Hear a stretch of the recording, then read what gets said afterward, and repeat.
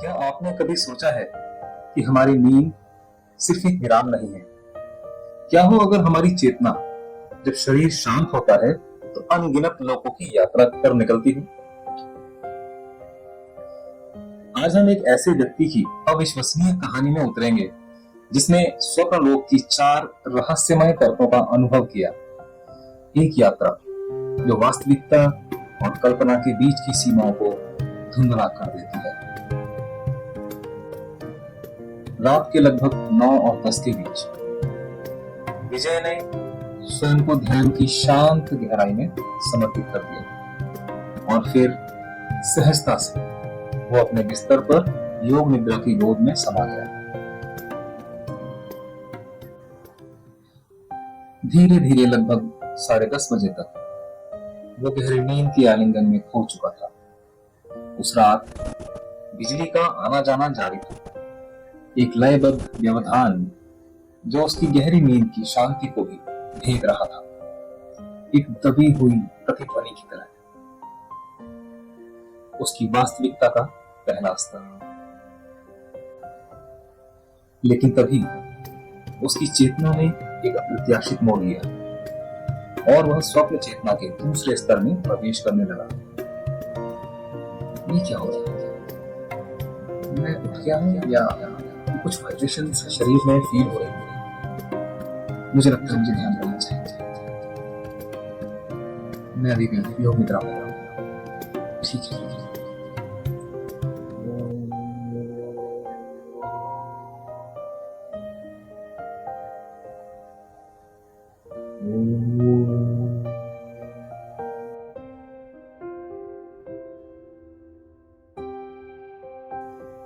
और धीरे धीरे वो एक धुंधली अलौकिक दुनिया में उतर गया। चारों तरफ एक स्वर्गीय हरियाली और एक बहुत सुहावना सा धुंधलापन, जैसी चांद की चांदनी तो चारों ओर फैली हो, लेकिन चांद का कहीं नामो निशान नहीं। वहां के हर एक जड़ और चेतन में एक अलग ही आभा दिखाई दे रही थी। और ऐसी स्वर्गीय जगह पर विजय ने अपने मित्र परमिंदर जी और उनकी पत्नी को पाया, जो कि वहां पास ही खड़े हुए थे और कुछ बातें कर रहे थे। न जाने क्यों, किस कारण से विजय को आभास था कि वो अभी सपने में है, लेकिन फिर भी वो पूरी तरह से अपने कंट्रोल में है। वो परमिंदर जी को देखता है और भागता हुआ उनके पास जाता है। परमिंदर जी, मैं अभी ना ध्यान में हूं। मैं असली दुनिया में सो गया था और वहां से योग निद्रा में चला गया और योग निद्रा करके मैं इस दुनिया में आ गया और यहाँ पर जो भी मैं ध्यान करूंगा इस दुनिया में वो और ज्यादा गहरा हो जाएगा। तो प्लीज आप मेरी हेल्प कीजिए, मेरे शरीर को संभाल लीजिए। मैं फिर से ध्यान में जा रहा हूँ, मैं और गहरे ध्यान में जाने की कोशिश करता हूँ। प्लीज मेरे शरीर को संभाल लें। और ऐसा कहते हुए विजय परमिंदर जी के पास जाकर वहीं पार्क में जमीन पर बैठ गया और परमिंदर जी ने और उनकी पत्नी ने विजय को दोनों तरफ से घेर कर उसके पास ही बैठ गए और उसके शरीर की रक्षा करने लगे ताकि उसे गिरने पर कहीं उसे चोट न लगे। परमिंदर जी को कुछ समझ तो नहीं आया कि अचानक क्या हुआ। हाँ, लेकिन एक बात वो जरूर समझ गए थे कि विजय योग निद्रा में जा रहा है तो हमें उसकी रक्षा करनी चाहिए। और इतना सब होते होते विजय योग निद्रा की गहराई में उतर चुका था। अब जो कुछ भी घटित होने वाला था विजय भी उससे पूरी तरह अनजान था। एक अदृश्य डोर उसे खींच रही थी और नीचे और नीचे, और पलक झपकते ही उसकी आंखें चेतना के तीसरे स्तर पर खुल गई। यह तीसरा स्वप्न लोक परिचित और विचित्र दोनों था। वो अपने ही कमरे में लेटा हुआ था जहां पर वो शुरू में सोया था, लेकिन यहां एक विसंगति थी। यहां पर उसकी मां थी जो वास्तविकता में उससे दूर रहती थी और वो माँ उसके पास बैठी हुई थी। मम्मी, अरे यार अब तो रात के 10-11 बज गए होंगे। मम्मी रात को 10-11 बजे यहाँ पर क्या कर रही है? और अकेले कैसे ही? पापा कहाँ है? कुछ गड़बड़ है। मुझे लगता है मैं अभी भी सपने में हूँ, मैं उठा नहीं हूँ। मुझे कुछ गड़बड़ लग रही है। ठीक है, मैं आंखें बंद कर लेता हूँ, देखते हैं। मुझे अपने शरीर में कुछ फील हो रहा है। ऐसा लग रहा है जैसे पूरे शरीर में वाइब्रेशन हो रही है। तो वाइब्रेशन पे ध्यान देता हूँ। शायद कुछ और बता। अगर ये सपना है तो मैं सच में उठ जाऊंगा। एक अजीब सी स्वीकृति के साथ उसने इस विरोधाभास को महसूस किया, फिर भी लेटा रहा। सब कुछ जानता हुआ एक जीवंत ऊर्जा उसके शरीर में प्रवाहित हो रही थी, और फिर एक अज्ञात प्रेरणा से उसने उस ऊर्जा को और बढ़ाया, जैसे किसी अदृश्य द्वार को खोल रहा हो, और स्वयं को एक बिल्कुल नई दुनिया में स्थानांतरित कर दिया, चेतना के चौथे स्तर में।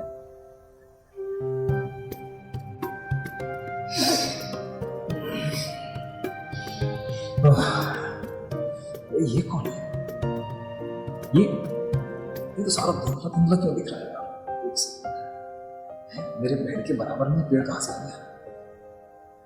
बड़ा सुंदर है। और ये कौन लेटा है सामने? कोई एंजल लग रहा है। अरे ये कौन सी जगह है? मैं कहां पर आ गया हूं? मैं अभी जागा नहीं? क्या मैं सपने में हूं अभी?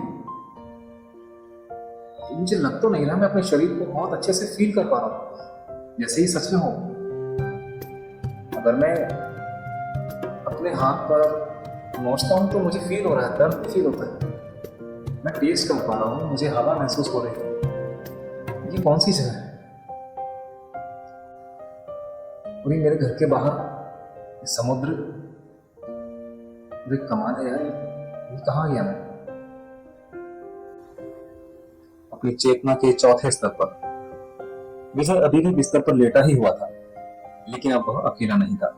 उसके साथ एक दिव्य उपस्थिति थी, एक एंजल, एक देवदूत, जिसका शांत सहचर्य एक अद्भुत शांति से भर रहा था।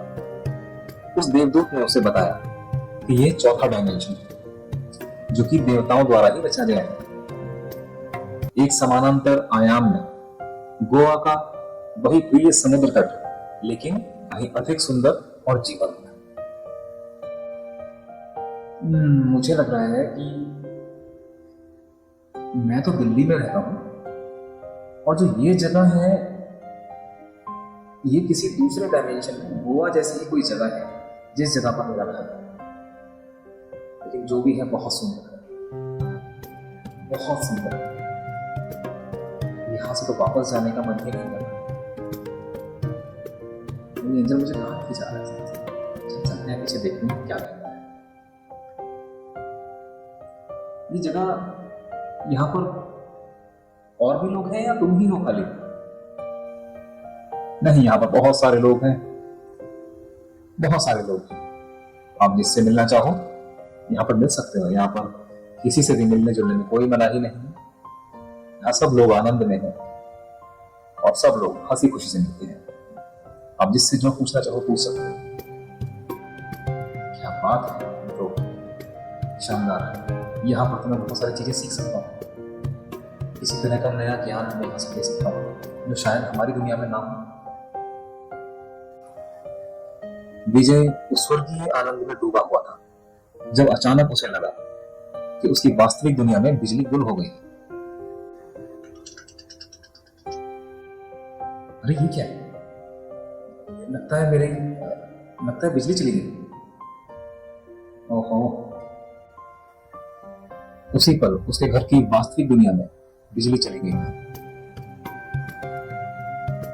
विजय को याद आया कि उसकी पत्नी और बच्चे वास्तविक दुनिया में सो रहे हैं, और बिजली के जाने की वजह से वो परेशान हो जाएंगे, तो अब उसे जाग जाना चाहिए।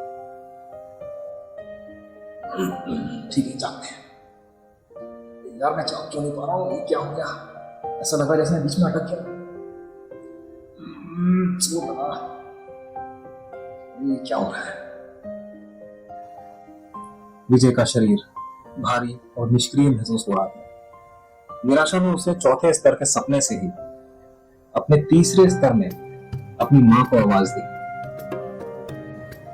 अजीब थी ये स्वप्नों की नगरी। स्वप्न के जिस डायमेंशन में विजय था, लगभग पूरे जीवन की याददाश्त, एक नई याददाश्त उसकी बन चुकी थी। वो तीसरे स्तर के सपने के बारे में भूल ही चुका था, लेकिन जब उसे जागना था तो उसे याद आया कि वो अभी सपने में है और एक तीसरा स्तर का सपना या उसके लिए वो सिर्फ एक दूसरे सपने में है और वास्तविक दुनिया में उसकी माँ है जो उसका इंतजार कर रही है, जो उसके घर पर है। तो वो अपनी माँ को आवाज देता है उसे उठाने के लिए।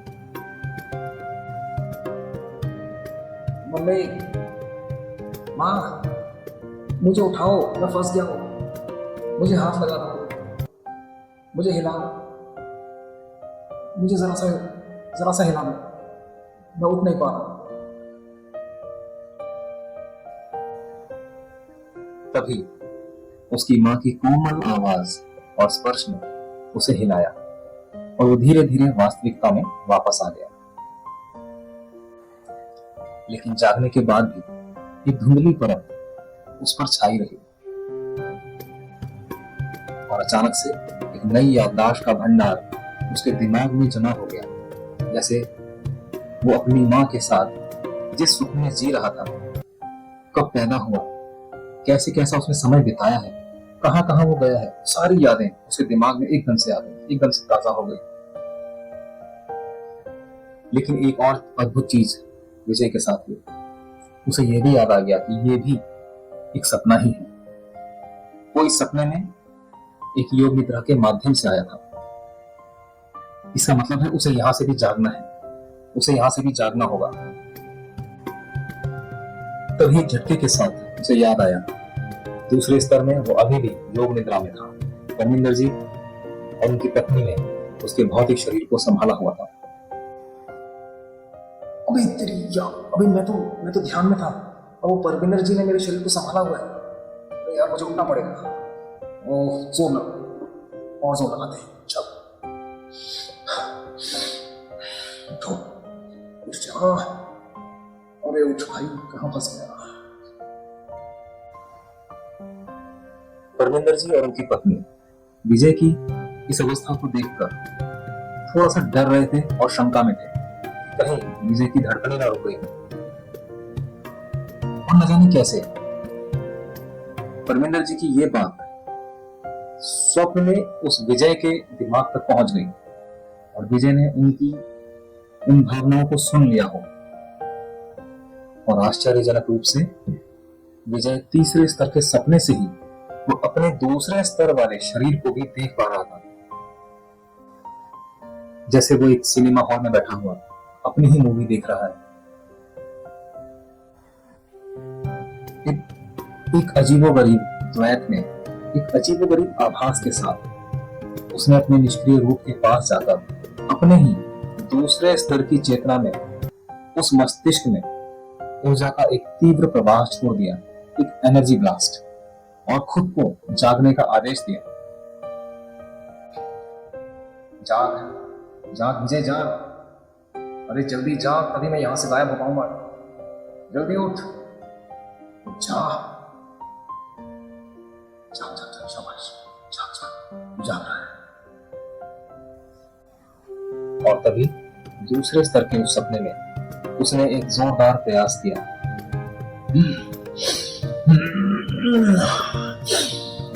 ओके, उठ गया, उठ गया।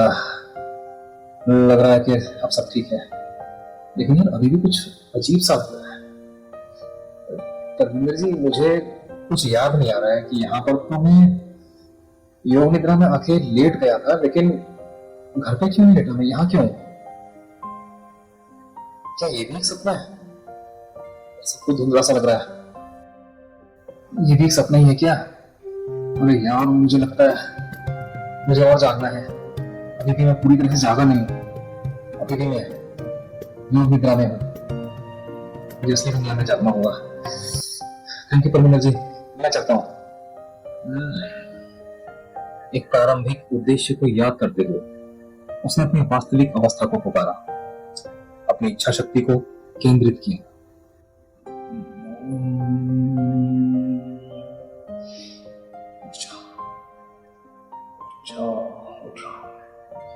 अब मैं अपनी असली दुनिया में पहुंच गया। मैं अपनी असली दुनिया में पहुंच गया। अपनी इच्छा शक्ति को और केंद्रित किया और अपनी पलकें खोल दी। इस बार वो वास्तव में जाग चुका था। घड़ी पर नजर डाली, रात के 12:15 बज रहे थे। वो रात 10:30 बजे सोया था, एक रहस्यमय अंतराल जिसमें अनगिनत अनुभव समाये हुए थे। एक एक करके जब उसने अपने भीतर की 3 अद्भुत परतों की यात्रा की, तो हर अवस्था इतनी जीवंत और वास्तविक महसूस हुई जैसे हमारी अपनी दुनिया ठोस और सत्य है। उस भीतरी ब्रह्मांड में बहुत कुछ उसके नियंत्रण में था, एक जादुई शक्ति जो वास्तविकता की सीमाओं को धुंधला कर रही है। क्या हमारी नींद सिर्फ एक शारीरिक अवस्था है, एक शारीरिक आवश्यकता है, या हमारी चेतना के लिए ये एक पोर्टल की तरह है? क्या अनगिनत दुनियाएं हमारी अपनी मन की गहराइयों में मौजूद है? इस अविश्वसनीय कहानी ने हमें सोचने पर मजबूर कर दिया है। स्वप्न लोक की ये रहस्यमय परतें हमारी वास्तविकता के बारे में क्या बताते हैं? क्या आपके पास कोई जवाब है? अगर आपके पास कोई जवाब है तो प्लीज कमेंट में बताइए। हमें बताइए अगर ऐसा कोई अनुभव आपको हुआ हो। मैं 100% श्योर हूं, हम में हजारों लोग हैं जिन्होंने इस तरह के अनुभव तो जरूर किए होंगे। मुझे इंतजार रहेगा आपकी कहानी का। स्पिरिचुअलिटी से जुड़ी ऐसी ही घटनाओं को जानने के लिए और स्पिरिचुअलिटी को समझने के लिए हमारे साथ जुड़े रहें। अगर आपने अभी भी इस चैनल को सब्सक्राइब नहीं किया है तो प्लीज चैनल को सब्सक्राइब करें, और अगर वीडियो पसंद आया है तो इसे शेयर करें और लाइक करें। Thank you.